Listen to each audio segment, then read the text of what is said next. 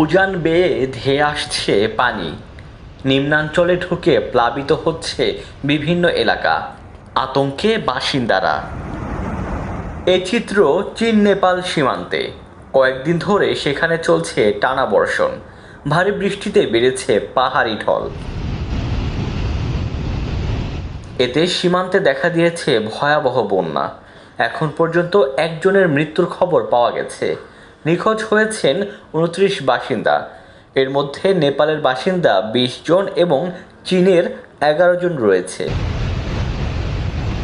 নেপালের দুর্যোগ ব্যবস্থাপনা কর্তৃপক্ষ জানায়, দেশটির ভুটকোশি নদীতে আকস্মিক পানি বৃদ্ধি ও পাহাড়ি ঢলের কারণে বিপর্যস্ত জনজীবন।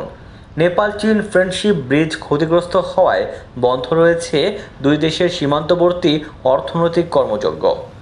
চীনের রাষ্ট্রীয় বার্তা সংস্থা সিনহুয়া জানায়, দেশটির তিব্বতে পানির তীব্র স্রোতে ভেসে গিয়েছে ১১ জন।